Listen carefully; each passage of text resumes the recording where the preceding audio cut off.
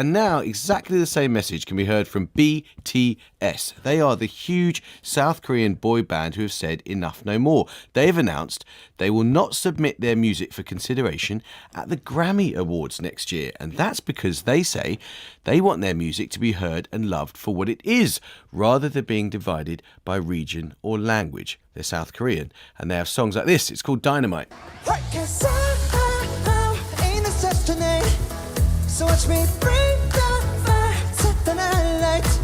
Hey! That's definitely some English words there. Ben Beaumont-Thomas, music editor at The Guardian, and Lashai Ben Salmi is one of the co-founders of HallyuCon, a platform that engages over 7.5 million K-pop and Korean culture fans across Europe. And Ben and Lashai both join us now. Good morning. Good morning. Ben, if you could just remind us, Ben, what is the rationale, the reasoning that BTS are giving? What's their beef here? They're essentially concerned that they're being kind of essentialized by their Koreanness.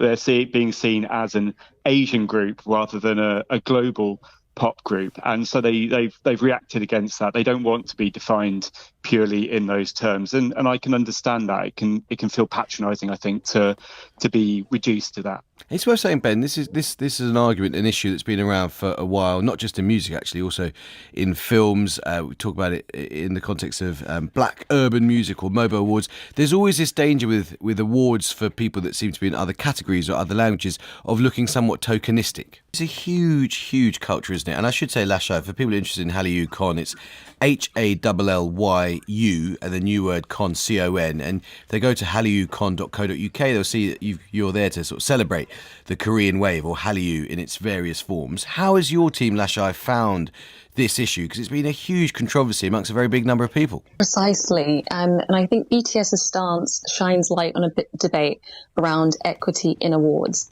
So it raises questions like, should award shows even create these niche categories for underrepresented groups or integrate them fully into general categories?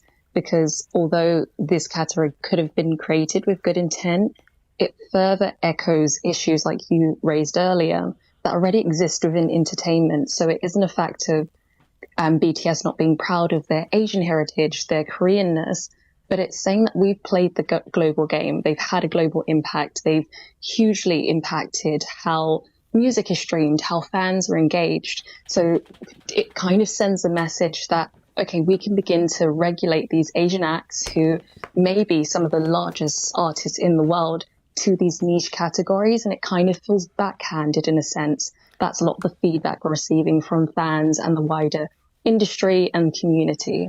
Ben, what do you make of the principle? Because there isn't language.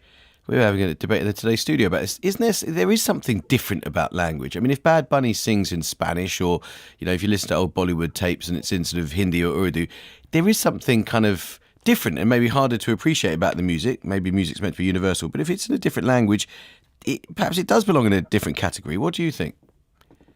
I think that the Grammys are ultimately an American recording industry phenomenon, and they are naturally going to be leaning towards sort of Anglophone type of music, and they're naturally going to be looking at Asian language music as being different from it. But the Grammys sit in a global context. The world is a lot more flattened now. It's a lot more interconnected. So there's a real friction there between its origins and where it sits today. And I think the Grammys have to think hard about their position in the world and maybe modulate it a bit. And Lashai, it's worth saying, BTS have always cast themselves as global superstars, haven't they? Beyond language, beyond borders.